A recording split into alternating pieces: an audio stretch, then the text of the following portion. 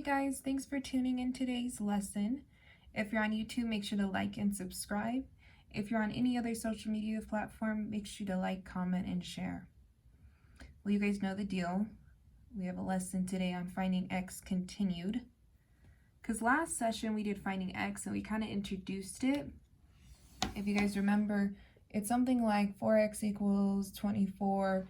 And to find x or get x by itself, we divide by 4 on each side because that's reversing the multiplication. X equals 24 divided by 4 is a good old-fashioned 6. Do you guys remember that? Okay. So today, I'm going to hit you with a little bit of a challenge. Okay? What if you were to take a test and got a question like this? What would you do? So last video we were dealing with multiplication. This one seems to be dealing with that fancy little line division. Now, if you remember last video, I said make sure to remember that the opposite of multiplication is division and vice versa. The opposite of addition is subtraction, vice versa. It's still going to be the same here.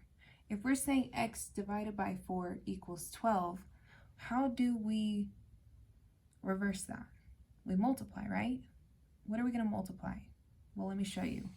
We're actually going to multiply by this opposite 4, but 4 is going to be on the numerator. 1 is going to be on the denominator.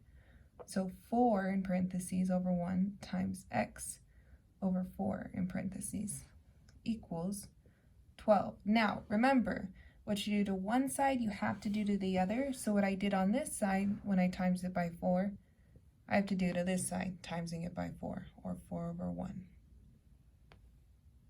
4 over 1 is the same as 4. It could be 5 over 1, same as 5. That's just a side note. So here we go. We have 4 over 1 times x over 4 equals 12 times 4. What's going to happen is these 4's are going to cancel out, and we're left with x equals 12 times 4.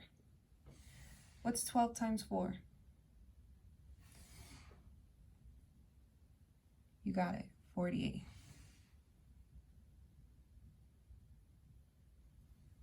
Now, I want to show you something. You can always check your work. This is the original equation, right?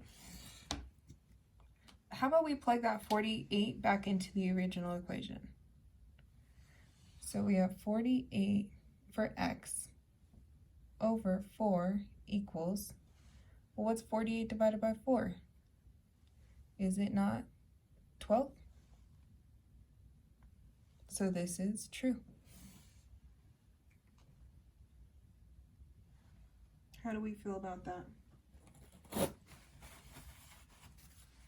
What if I give you an example that looks something like 3x over 7 equals 9. Now, this 3 is going to trick you up. I threw a doozer in there, but it's not different steps. It's the same exact steps. Instead of 3x divided by 7 equals 9, we're going to do the opposite of this division sign, which is multiplication. But again, what are we going to multiply this equation by? Or both sides of this equal sign by? The opposite of this.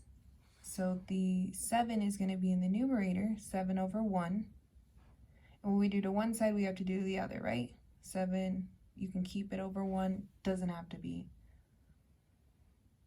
So what's going to happen? This 7 and this 7 are going to pretty much cancel out. We're left with 1 times 3x is 3x equals 9 times 7. Well, 9 times 7 is what, folks? 63. And we'll drop everything else down. Now, we have to still keep getting x by itself. We want to find out what x is by itself. To do that, this is 3 times x. To reverse the multiplication, we're going to divide by 3 on both sides. So these 3's cancel out. 3 divided by 3 is 1. So we're dealing with 1x equals 63 divided by 3. Well, 6 divided by 3 is 2. 3 divided by 3 is 1. X equals 21. Now we can most definitely check our work, make sure we are correct. We're going to plug this 21 back in for x.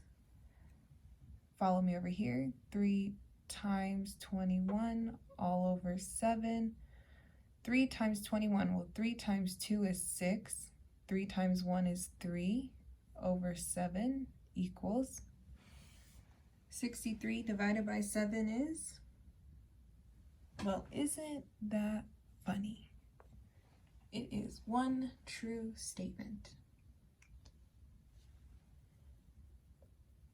Let me know how you guys feel about this concept, this video, in the comment section below. If you have questions or subjects or topics you'd like me to go over, please don't be shy. Let me know how I can help. Thank you so much for tuning into tonight's video. You guys have a wonderful evening. Bye.